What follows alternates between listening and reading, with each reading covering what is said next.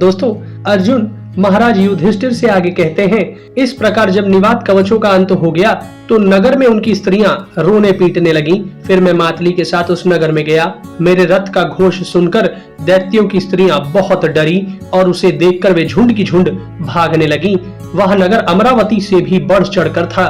ऐसा अद्भुत नगर देखकर मैंने मातली से पूछा, ऐसे सुंदर नगर में देवता लोग क्यों नहीं रहते? मुझे तो यह इंद्रपुरी से भी बढ़कर जान पड़ता है। मातली ने कहा, पहले यह नगर हमारे देवराज इंद्र का ही था, किंतु फिर निवात कवचों ने देवताओं को यहाँ से भगा दिया। कहते हैं पूर्व काल में महान तपस्या करके दानवों ने भगवान ब्रह्मा को प्रसन्न किया और उनसे अपने रहने के लिए यह स्थान और युद्ध में देवताओं से अभय मांगा। तब इंद्र ने ब्रह्मा जी से यह प्रार्थना की कि भगवान, हमारे हित के लिए आप ही इनका संहार कीजिए। तब ब्रह्मा जी ने कहा, इंद्र, इस विषय में विधाता का विधान ऐसा ही है कि दूसरे शरीर द्वारा तुम ही इनका नाश करोगे। इसी से इनका वध करने के लिए इंद्र ने तुम्हें अपने अस्त्र दिए हैं। तुमने जिन असुरों का संहार किया है उन्हें देवता नहीं मार सकते थे। इस प्रकार उन दानवों का नाश करके उस नगर में शांति स्थापित कर मैं मातली के साथ फिर देवलोक में चला आया। अर्जुन कहते हैं, लौटते समय मार्ग में मुझे एक दूसरा दिव्य नगर दिखाई दिया। वह बहुत ही विस्तृत और अग्नि एवं सूर्य के समान कांति वाला था। उसे इच्छा अनुसार चाहे जहां ले जाया जा सकता था। उसमें भी दैत्य लोग ही रहते थे।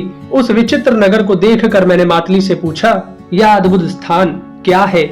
मातली ने कहा, पुलोमा और कालिका नाम की दो दानवियां थीं। उन्होंने सहस्त्र दिव्य वर्ष तक बड़ी कठोर तपस्या की। तप के अंत में जब ब्रह्मा जी ने प्रसन्न होकर उनसे वर मांगने को कहा तो उन्होंने यह मांगा कि हमारे पुत्रों को थोड़ा सा भी कष्ट ना हो, देवता, राक्षस या नाग कोई भी उन्हें मार ना सके तथा उनके रहने के लिए एक अत्यंत रमणीय, प्रकाशपूर्ण और आकाशचारी नगर हो।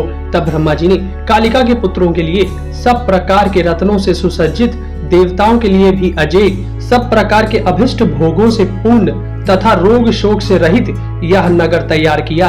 इसे महर्षि, यक्ष, गंधर्व, नाग, असुर या राक्षस कोई भी नहीं जीत सकते। यह नगर आकाश में भी उड़ता है। इसमें कालिका और पुलोमा के पुत्र ही रहते हैं। ये लोग सब प्रकार के उद्वेग और चिंता से दूर रहकर बड़े आनंद से इसमें निवास करते हैं। कोई भी देवता इन्हें जीत नहीं सकता। ब्रह्मा जी ने इनकी मृत्यु मनुष्य के हाथ ही रखी है।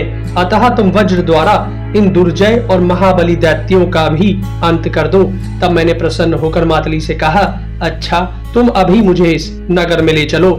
जो दुष्ट देवराज से द्रोह करते हैं उन्हें मैं अभी तहस नहस कर डालूंगा। मातली तुरंत ही मुझे उस सुवर्णमय नगर के पास ले गए।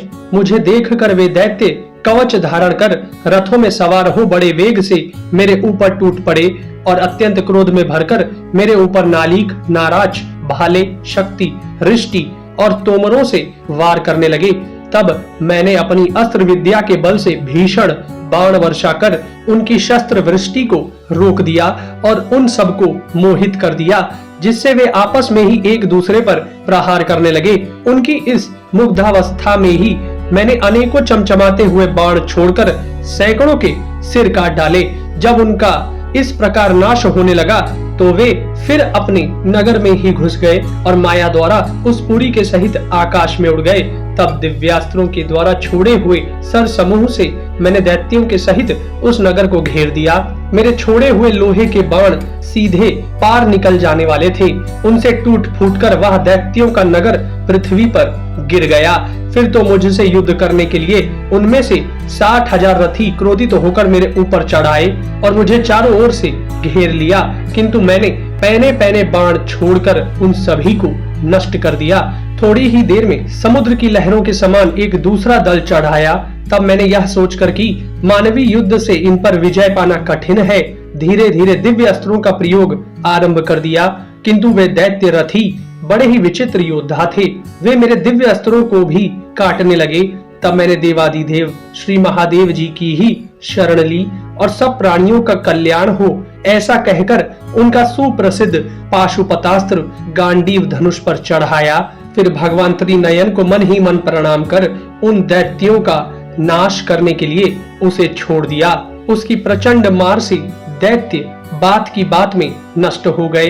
इस प्रकार एक मुहूर्त में ही मैंने उन दानवों का अंत कर डाला। इस प्रकार उन दैत्यों को रौद्रास्त्र के प्रभाव से नष्ट हुआ देख मातली को बड़ा ही हर्ष हुआ और उसने अत्यंत प्रसन्न हो हाथ जोड़कर कहा, यह आकाशचारी नगर देवता दैत्य सभी के लिए अजेय था। स्वयं देवराज भी युद्ध द्वारा इसे नहीं जीत सकते थे, किंतु वीर अपने पराक्रम और तपोबल से आज तुमने इसे चूर चूर कर दिया।